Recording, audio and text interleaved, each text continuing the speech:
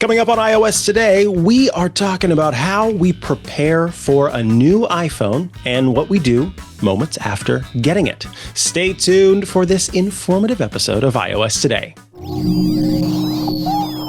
Podcasts you love. From people you trust. This is TWiT. This is iOS Today, with special guest Dan Moren and me, Mikah Sargent. Episode 720, recorded Tuesday, September 17th, 2024, or Thursday, September 19th, 2024. How we prepare for a new iPhone. Hello and welcome to iOS Today, the show where we talk all things iOS, iPadOS, watchOS, HomePodOS, Vision OS, and all the other OSs that we have to talk about, because Apple is regularly coming out with new platforms and always coming out with new updates for those platforms. So we talk about those, we talk about the devices, and basically this is a way for you to know that you're just getting as much out of your device as you can. I am one of your hosts today, Mikah Sargent, and Rosemary Orchard is not with us this week, but we'll be back again.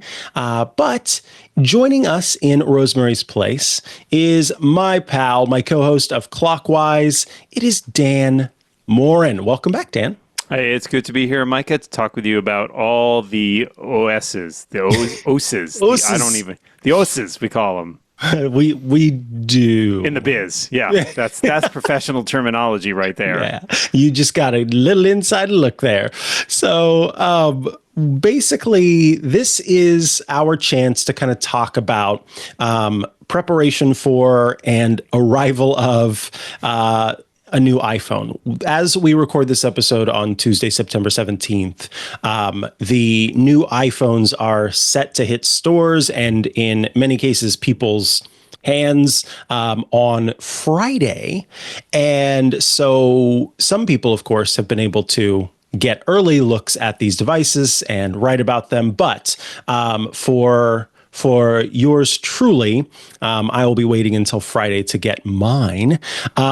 I thought this would be a good time, though, to talk about how we kind of gear up for a new iPhone if we know we're getting one, and what the process is that you follow to, back up your device or think about turning it in. I know that you are an upgrade sort of customer. And so I think it's great to talk about that because that's one way of doing things.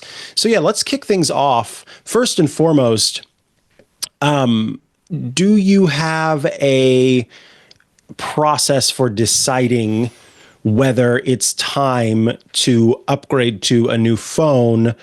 And if you don't, maybe because of your work kind of needing to have the new phone in theory, do you know, like, does your significant other have that process, or how does that work?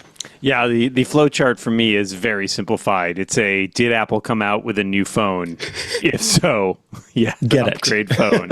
No, I've been on the iPhone upgrade program, I think, pretty much since it started, for the reason you discussed. I'm somebody who talks about and writes about this stuff for a living. Therefore, it's one of the few products I feel like it's important to at least have some time with every year. And so I've been pretty much on the iPhone Pro train for as long as that's been around, and then certainly on the new iPhone train for as long as the upgrade program has been around, which somebody said recently was it's like 11 years now. Whoa, that seems way too long. That's a long time. Yeah, I should go back and look, but I guess I could just look at how many upgrade program loans I've had. Yeah. So for me, yeah, that's pretty simple calculus there. My wife tends to go a lot longer between upgrades. She upgraded last year to an iPhone 15 from, I believe, an iPhone 8, I want to say. And that was because, and I think it was not new when she bought it. She had got it in 2019, which was the year we got married, because she wanted to be able to take better pictures on our honeymoon. So she upgraded for that from something to get a better camera. And then that one was just starting to hit that point where it was a little bit long in the tooth, was starting to get a little slow. And so last year she made the jump to an iPhone 15, which I think she's been generally pleased with. But she is somebody who holds on to her phones for a long time. I would say my mom, who I was just talking to the other day, is even longer. She has a first generation iPhone SE, which is hilariously tiny if you pick one up now. And that's because she had an iPhone like 5 or 5S before that, and she loved that size, and she never wanted to give it up. Although just the other day, I got her to admit that she was thinking about upgrading. So there's a whole range, is what I'm saying, from people like me who upgrade every year to people like my wife who upgrade a few years, and people like my mom who are like, once a decade seems perfectly fine. Yeah, for me, same in terms of every year, getting the new iPhone because of what we do here at TWiT.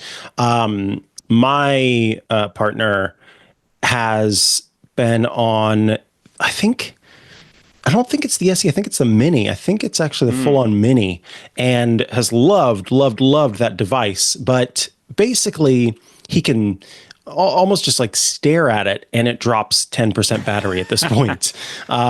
Never can make it through a full day with anywhere near the battery level, and is constantly kind of lugging around this little charger to plug in and keep it juiced up. And so he's been considering getting a new phone for some time, but continues to kind of say, oh, I don't know, I don't really think that I want to, and I really like the size of this. And I think that the size changes have had, or the sort of slimming down of the options, so to speak, has made a difference for some people who did like that smaller size. Now, in terms of battery life and everything like that, I think that it's worth doing the upgrade on that alone, but that's not the case for everybody. Now, when it comes to so you figured out the flow chart. You and I both did. Apple come out with a new iPhone? Yes. So we're getting one. Can you talk about a little bit more about the upgrade program? Because I used to be on the upgrade program. I think it was at the time through AT&T, because there are different versions of it, like one that's through Apple, one. Yeah. And when it first came out, I believe it was just carrier only. You'll have to correct me if I'm wrong there, but I had issues with it 2 years in a row, and it's my understanding that whole process has improved quite a bit. So could you tell people about that if they aren't doing it? Sure. Yeah. So the program I've been on is strictly through Apple. Obviously different carriers have different incentives and different plans that allow people to upgrade after certain amounts of time or service or what have you. I have been on the Apple plan since it came around. It has, I will say, improved every single year in terms of its efficiency and sort of smoothness. I think a big part of that is, just sort of figuring out where the hiccups are and where problems are likely to, you run into problems. In the earliest days, I remember I had to go into the store to do it, and it was kind of a pain because you had to show up at a certain time and be there, and then they had to go through the whole rigmarole, getting you approved for a credit check and all that stuff. These days, it is all online. It's very smooth. The upgrade process itself is remarkably smooth. I have found that basically you can do it without really much in the way of hiccups. So when I ordered a new phone last week, I basically went in and pre-approved sort of all of my details, all my information. So before I even placed the order, earlier in the week, it gave you the option to say okay, here's the phone that I want. Pick out your model, go through, confirm that your billing information is correct, all that stuff. Even get the stuff sort of set up for your loan, whatever. And then you can kind of just go in on the when the pre-orders open and tap through a bunch of things, and you in and out in 2 or 3 minutes tops. The only problem I ran into this time around was that I used my Apple Card, because as with every purchase you do through Apple, and this counts even though it's technically a loan through Citizens One, it is you get a certain amount of cash back on that. You get the 3% or something cash back. So I use that because it gives me a nice little bump for that every month when I make my loan payment. The challenge I ran into there was that my the expiration date and the security code for my cards were old because my card had renewed in the intervening year. And so I had to change those. I don't know why I didn't catch them when I first went through and updated my information. But again, it took me 30 seconds. I got to go look at my Apple Card information. But at that point, you basically get the same choices as somebody ordering the phone. You can choose to pick it up in person. You can choose to have it delivered. Another thing that was not offered in the earliest days of the upgrade program, you had to go into the store, but nowadays you can just have it shipped to you, and they will also ship you a box that lets you return your old phone. Whereas if you go into the store, you will end up swapping in your phone generally when you're there, although sometimes they may let you take it with you. But that seems to be largely at the discretion of the people in the store. So last year, I think I did it in store because I was getting my wife's phone at the same time. And then this year, I just decided the biggest stressor for me was always waiting for that phone to show up and sitting and waiting for UPS. Yes. And there is so much construction going on in the streets around me that I'm always worried that they're not going to show up. And like, they always show up at the end of the day. And it's like, why don't I just go into the store first thing in the morning, get it, and then already be done? Yeah, that's actually, so I had started to do that in California. And because for the same reason that it just made it much less stressful. And at the time, of course, living in a townhome complex, like there are lots of people around, and it's every time delivery drivers and all this, they would always have trouble finding me. And it was just nightmarish. And I thought, why don't I just go in? Yeah. It's a 15-minute drive, and then I wait in line. It's fine. I didn't do that this time, but that's because I just moved. But regarding all of that, I have found that so this year was a little bit different. In years past, what we would do at TWiT is we would order a new iPhone, and then the iPhone previous to that, I would just bring in at some point, and then it would get, recycled or get whatever it needed to do. But this year, what I did was I did the pre-order, and I said in the pre-order, I want to do a trade-in. And so part of that process involves saying what state your phone is in. You kind of say, no, it doesn't have any big cracks or anything like that. This works. And then they will also, just like the upgrade program, ship you a return box. And they do charge you the full price up front. But then once you send in the device, if the device matches what you would expect, then matches what you said, then you'll get that amount back on your, it'll be refunded to you. So essentially, because through TWiT, we always just outright buy the phone. So let's say, just to make it simple, the phone was $1,000 and your trade-in was $300 for the phone of previous time. When you do your pre-order, they charge your credit card for $1,000. You send in the phone. They say, oh, yes, Mikah said it doesn't have any deep cracks, and there's also all of the buttons function. Confirm. You'll get $300 off of that. So then the phone ends up costing you $700. I like the trade-in. I'm actually doing that with the Apple Watch as well. Mm-hmm. Now, something to be aware of if you decide to do the trade-in, a lot of people end up opting for, it's been my experience at least, Apple Care Plus. And Apple Care Plus, and there's also Apple Care Plus theft and loss. And both of those provide relatively inexpensive fixes for your device.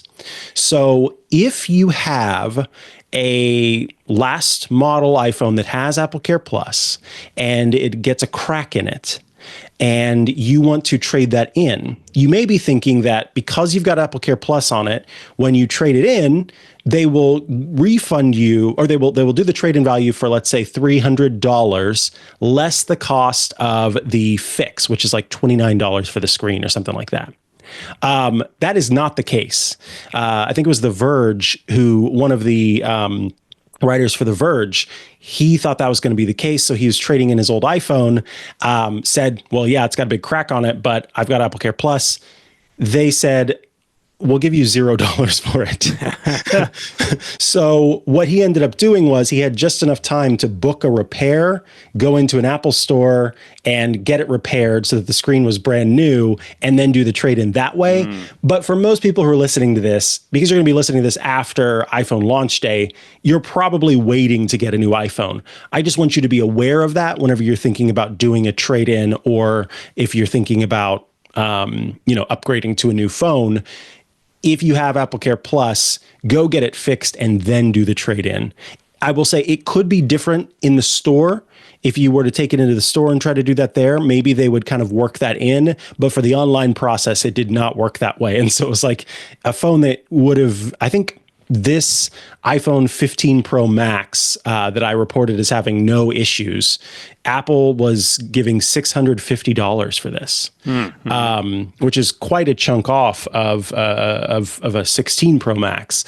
And so to go from $650 to $0 because of a crack that costs $29, go get it fixed. Yeah. So let's talk about, now that you've sort of gone through the upgrade process, you've done your pre-order, you know that the phone is going to be arriving. Apple tried to get you to, during the pre-order process, buy a case for your phone. Are you a case rocker? Are you thinking about a case for this phone? What is your kind of decision whenever it comes to that? So up until very recently, I always bought a clear case, like a silicone case of some kind. I mean, I've used many, many cases over the years and years I've been using an iPhone. I mean, I've had an iPhone since 2007. So most recently, I've tended to buy a silicone clear case. Here, I've got one here. That's like kind of an old one. Pretty bog standard. You got a cutout for your camera. You got a place to plug it in. You got little button covers. Third party, right? Yeah, third party. I don't buy. I can tell. Probably had Apple. I can tell from here. It's so third party. So dingy. And that was for peace of mind. I just didn't like digging up my phone or whatever. I think at some point I realized I was buying, because the phone changes every year, I was buying a new case every year. Mm-hmm. And financially speaking, not a huge burden. I mean, I'm buying an expensive phone, paying $20 or whatever for a case is not going to break the bank. But I realized that I was also buying a new piece of plastic every single year. Oh. And I think my wife pointed that out to me. She's like, why you end up buying like a new piece of like plastic, and that plastic doesn't work anymore. And then you can't do anything with it. That's a good, and it's good like, point. Huh.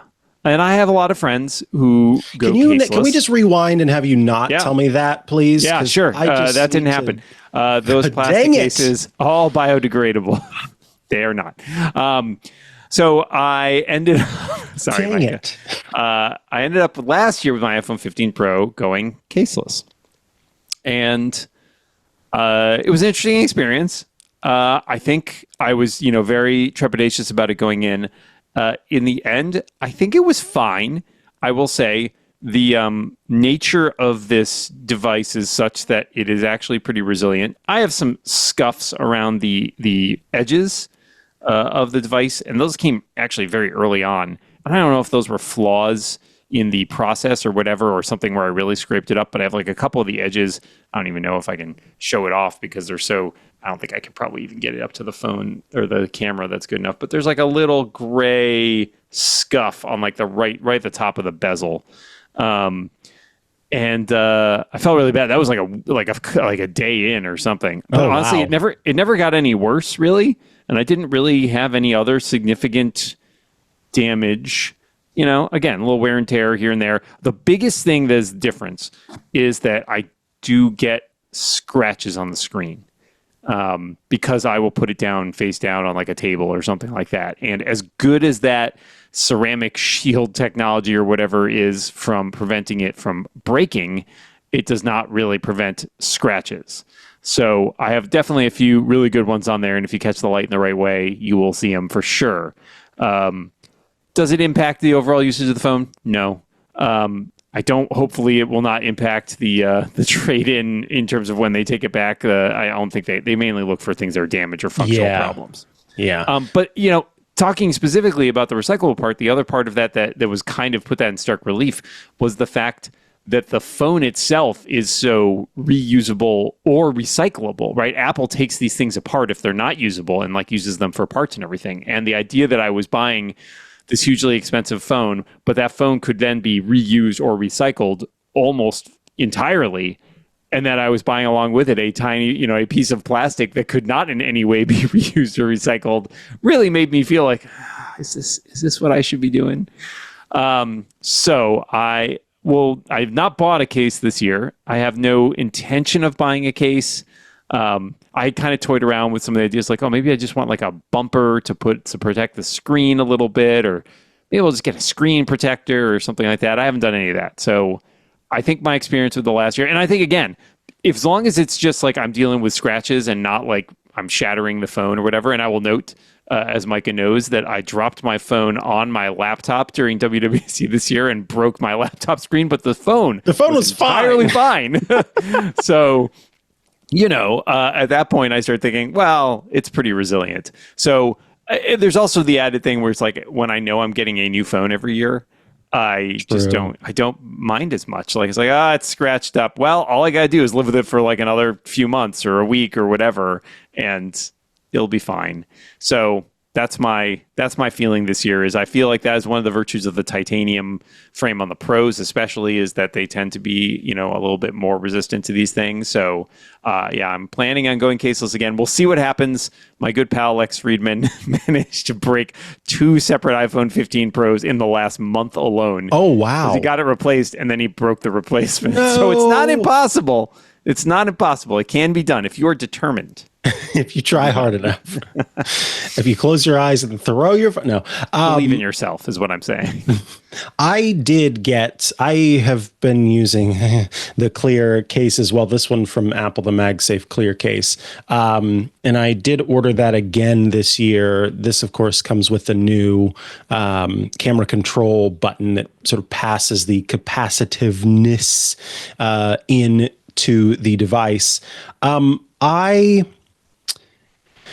I try going caseless at times, and it doesn't feel as grippable for me. I agree. Yeah, it feels a little dicey at times, for sure. Yeah, there's something kind of nice and hefty, I guess, about having just that little extra bit of stuff on it. But, maybe there are other ways to pull that off. Because, certainly I just genuinely did not consider the fact that, it works for 1 year and then it's just there. And I think about like all the previous versions of the iPhone case that I've had that just sit there. Yeah, that needs to... You can melt them all down and make a new iPhone case. They've got those stinking magnets and stuff in them too. Oh, yeah. Someone should come up with a good way to recycle those, or, someone should tell Apple, by the way. Yeah. You like harping on about the environment. Yeah. You got the robot for the phone. Let's see the robot to pull apart those cases and do something. So, now we've got the case or no case situation figured out. Your iPhone is on its way.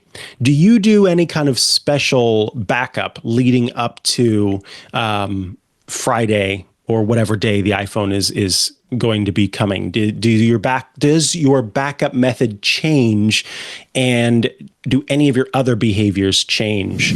I'll tell you. Speaking, I literally woke up this morning at like 4 o'clock thinking, I got to get up and get my phone tomorrow. I hope I remember. And then realized it's Tuesday. And then I tried to go back to sleep for a long time. So apparently I have increasing anxiety is the answer. Backup wise, no. I use iCloud Backup and have basically for as long as it's been around. It is totally, not a thing I ever have to worry about. So I will say that the only thing I do is make sure to manually go in and do a backup at some point, generally as late as possible, right? Preferably at the store. Sometimes even before I go to the store, and then that way it's faster at the store because there's not as much stuff to back up. So that's probably the closest is like I'll go in. So manually, you go into your settings, you go over to iCloud, you find iCloud Backup, and there's a button that says Backup Now. And that way you can just make sure that everything is most current. But even these days, so much stuff is not even on the phone, right? So many of the things that I'm relying on are things that are stored online somewhere. So it's not like I have to go get all, my mail and make sure it's all backed up. It's on the mail server. It's not like I have to back up my, Slack messages or whatever, or Discord messages. They're all on there. So I don't worry as much about that. I think just based on what I use it for. Same thing with like notes or reminders or whatever. It's all in iCloud. So it's fine. It's fairly small in terms of what's actually stored on there. But I do like having that peace of mind. I will say, just as an addendum, the one time I do use a different backup method is before I install the first beta each year, which I sometimes do. So I use the classic old connect it directly to a computer and create a backup using what used to be iTunes, but now is in the Finder. And that's basically the only time I ever do a manual backup, because that's the case I'm most worried about losing information. But when I'm going in to change my phone over, no, I trust iCloud Backup. Yeah, I have done multiple ways of doing this in the past, and it kind of just changes every year, I guess, depending on how I'm feeling. I always, of course, make sure iCloud Backup is rock solid, but I also use iMazing to do a local full backup. It used to be a little bit easier. You would do it with iTunes. Now you can do it with Finder, where it's an encrypted backup, but Apple doesn't give you the ability to change where the backup is stored and like during the process. And so there's not enough space on my computer to do that. So that's why I use iMazing, because I can change the location for that encrypted backup. I can choose to put it on network attached storage, or if what I do is an SSD that is attached to my computer at that time. And then that way, if something fails in the process, I have that full backup ready to rock to put it through. But kind of day of, I make the decision, is this going to be the year where I decide to do where I decided to like start over fresh, or am I feeling kind of meh about it? And so I'm just going to kind of keep going with what I've had before. And then there have been a couple of years where I thought I wanted to start over fresh, and then later that day I restart the phone and just restore it from the backup from before. That's right. Yeah, I don't. Life is short. Life is short. Exactly. Have you considered copying out all the bits one by hand? Just write them down. 1 0 0 0 1 1 1 1. I have not considered that, and it's we'll never the most secure way to back up. I've also done the transfer on the day of, but we'll talk about that next because there are a couple of processes there. So yeah, leading up to it, iCloud backups. I actually will go in and do the sync now thing as opposed to just having it do it on its own. Right. Yep. And then I also, as I said, do that iMazing backup kind of the night before. So you have your phone in hand now, and it is time to power it up and get it rolling. I'm curious, do you plug it in and wait until it's fully charged to start, or do you just rock and roll? These are questions I have never, I don't think I've even ever thought about that. I mean, the phones show up these days. Apple charges them to a certain level, I think around 80%. Like that's pretty common for battery powered thing, piece of electronics you get. I don't worry about it. I'm not going to charge it to 100%. It's going to get charged later that day anyways. So it is I will say, I mean, doing those transfers can eat up a lot of battery sometimes. So oftentimes I will make sure that I'm near a plug or have a battery on hand or something like that. Even then, these days the batteries last long enough that even a very long transfer will not it's not going to be like, oh, it's down to 10%. So no, I don't worry about the power level. I will say that it's my means of making me test my own patience. I am like willpower. Yeah, it's a willpower thing for me for some reason. I don't know why I do it. Cookie down and just being like, can I not eat that cookie? I will not eat the cookie until the cookie is fully charged. Boy, I don't know what kind of cookies you're eating, but they sound delicious is what I'm saying. They're shockingly delicious. So I wait until it's fully charged for some stupid reason. And it's funny because when you plug it in, then it automatically turns on anyway. So I'm just sitting there looking at it and I'm like, nope, gotta wait. Don't know why I do it. I do it. And so then once it's ready to go, my process is to I like to do the phone to phone transfer method. Yeah. I have found that to be pretty, even if it takes a little bit of time, I found it to be pretty good. And what I really like about it is very few apps require me to re-log in and kind of start over fresh.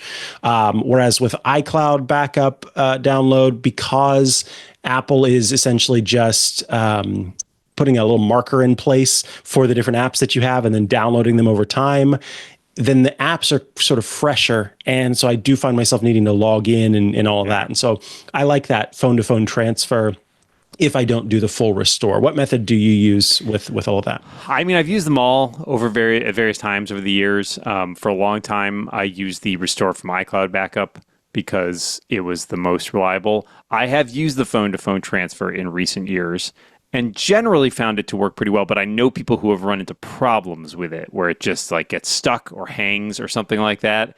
And so that always makes me a little worried. But I think I agree with you that it is the most seamless way to get your new phone up and running and not have to worry about all the details of things.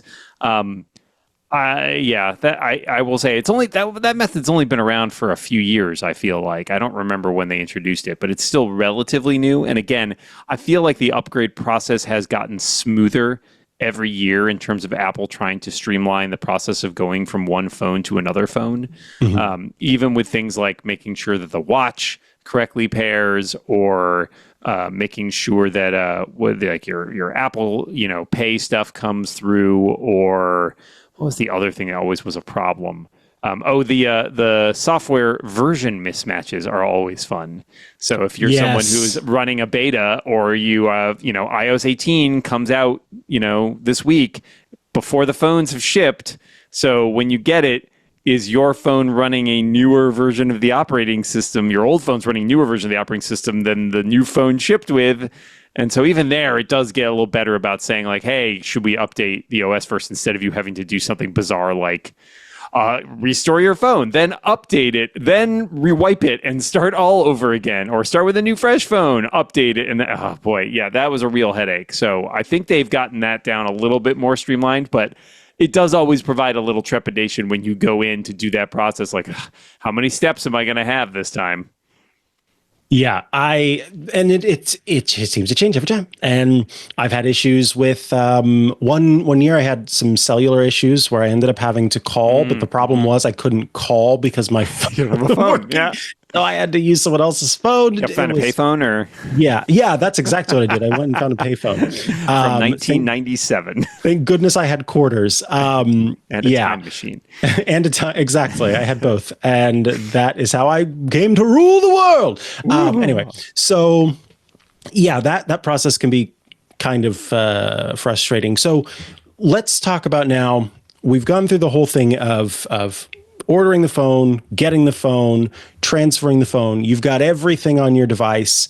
Do you treat your phone any differently on day one, or maybe I should say week one, than you do later on? Do you give it a little bit more grace? Or maybe, I guess what I'm really asking you, to be honest, is do you have advice for people who are using their phone that first week and are maybe noticing strangeness or other issues? I've built a little bed for my phone, but it only gets to sleep in that bed the first week. It's cotton lined, it's gentle and like sweet. No, I don't do anything different. So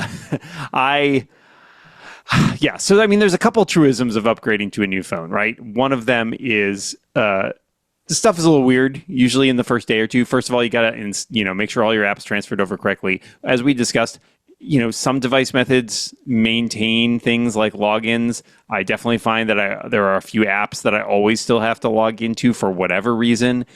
Making sure that you have put in all your security codes for your Apple Pay and whatever, like updated the registrations for those. Every once in a while, I used to have one of my banks had like a specific two-factor authentication app that was different from every other two-factor authentication app. And so I always had to do this weird jumping through hoops to make sure I got the right new token for that, so it worked. I think part of it is just realizing there's going to be some bumps in the road, and like this stuff will all smooth out. It just takes maybe a day or two to get everything working back the way that you want. In addition to that, there's some stuff that the phone does like the first couple days, specifically indexing. So essentially every time you get that new phone, it's got to build a new index of all the stuff on there for Spotlight to be able to search. That includes also photos. Man, the amount of time you're probably going to wait if you have any number of photos that are like most of us in the tens of thousands. It takes a while for it to go through and crunch all of that data, which means you're going to see sometimes no results for things that you're like, I know I took a picture of that. It's like, yeah, it's still indexing and figuring that out. Or yes, your phone will get very warm, very toasty. It's a good thing they do this in the fall when it's nice and cool, and maybe you just want a little portable heater in your pocket. That's why they do it. That's why they do it in the fall. I've solved that enigma for you. So, yeah, I think the answer is always wait a day or two just to see how things kind of shake out, let everything get settled, and be aware that there's kind of going to be a break-in process. In boats, they call this the shakedown cruise, where you take the boat out and you get everything to make sure it all works right and all the bolts have been tightened and everything's all where it should be. So it takes a couple days to shake down your new phone and just make sure that everything is kind of working right and it gets all its house in order and everything is where you expect it to be. So patience is a virtue. That said, sometimes things are weird and buggy, and that can definitely happen too. Yes, and this is also a good time to remind you that if you ever do feel like something is genuinely wrong with your device, definitely reach out to Apple. Apple in the first few weeks, actually I'd say within the first couple of months of new iPhones, they're always looking to what they call capture.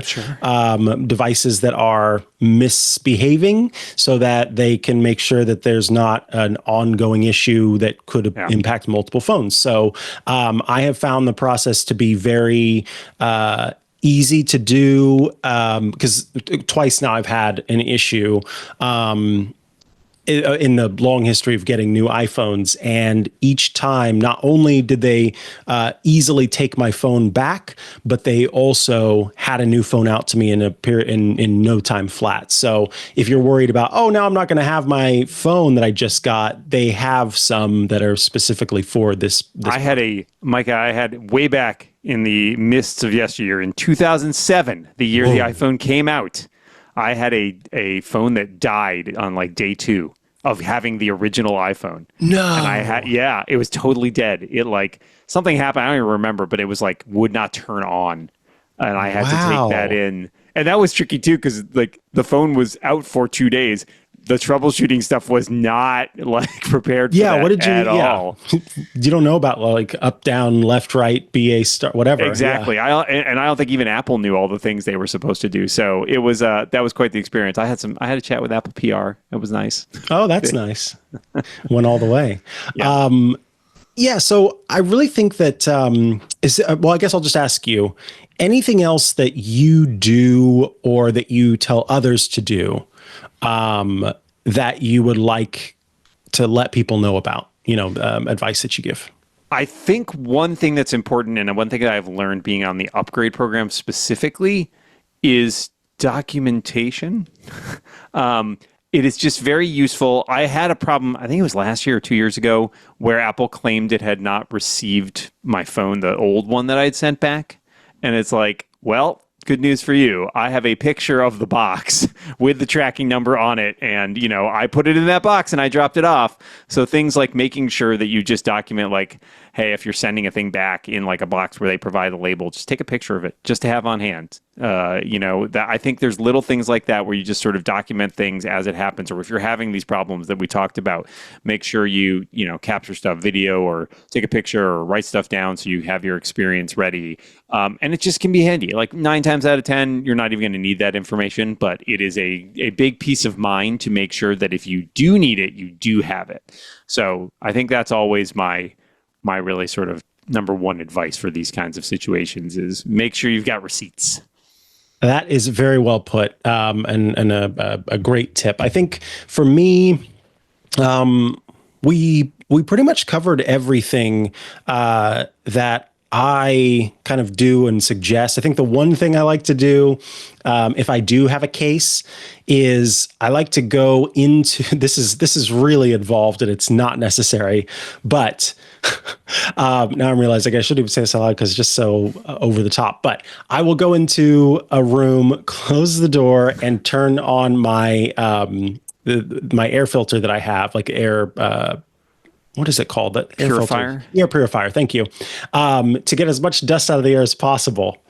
And then I will put my phone into the case while wearing please say nitrile white cotton gloves. No, I wish they were white cotton, Okay. but they're nitrile gloves. And so that way I don't get a bunch of dust and nonsense. I like that you put your phone in a case like it is a murder scene. Exactly. I close the door. I put up some yellow caution tape. Yes, there's a little outline on the desk where the phone goes. I just don't. I hate it when I look, and if I were to look and see a bunch of cruft in there. Oh man, I am the opposite. I do my best, but it's like, yeah, it's just imperfect, and that's life. I mean, that's why I don't do screen protectors, because I think I cannot put a screen protector on to save my life, and it will just drive me bananas if I have to. I love putting on screen protectors because all right, you're hired. I'll bring you my phone. You'll put on my screen protector for me. Because you're in there. I know you're in there with like the little like smoothing thing. And you're just if I could do a reverse pressure room, I would, but I don't have the money or the like. Yeah, I put a rug down this week and it's full of like wrinkles and stuff, and it's driving me bananas. It's one of those, if it's fine, it's fine. No, not for me. I gotta make it rough. Slowly eating away at the back of my brain. Folks, that is going to bring us to the end of this episode of iOS Today. We do appreciate you for tuning in to this episode. If you would like to send feedback or Shortcuts Corner requests for when Rosemary returns, you can send those to iOStoday@twit.tv. Do check out the show every Thursday is when we publish to the live stream or to the public. If you would like to get the video version of the show, well, we'll need you to join Club Twit at twit.tv/clubtwit. When you join the club for $7 a month, you become a member that gets access to some pretty awesome stuff. First and foremost, you gain access to every single Twit show with no ads, just the content, because you are in effect the sponsor at that point. You also gain access to the Twit Plus bonus feed that has extra stuff you won't find anywhere else, behind the scenes, before the show, after the show. Special Club Twit events get published there, and access to the members only Discord server, a fun place to go to chat with your fellow Club Twit members and also those of us here at Twit. Join the club, twit.tv/clubtwit. We'd love to have you. And if you're watching, then you'll see a little QR code up in the top left corner of the screen. So scan that code. And Dan Moren, thank you so much for being here this week. If folks want to follow along with what you're doing, keep up with the stuff you've got going on, where should they go to do so? You can find me in many, many places on the internet. I'm on many popular social media platforms as @dmoren, DMOREN. You can find my podcasts at Relay FM and The Incomparable, and much of the stuff I write about tech at the6colors.com. And you can find links to all of those things, including my science fiction novels, of which I have a brand new one coming out in just a week from today. Oh my God, I'm panicking. At dmoren.com, DMOREN.com. Links to everything there. Wonderful. If you are looking for me online, you can find me at Mikah Sargent on many social media network, or head to chihuahua.coffee. That's CHIHUA.coffee, where I've got links to places I'm most active online. Thanks so much for tuning in, and we'll catch you again next week. Bye-bye.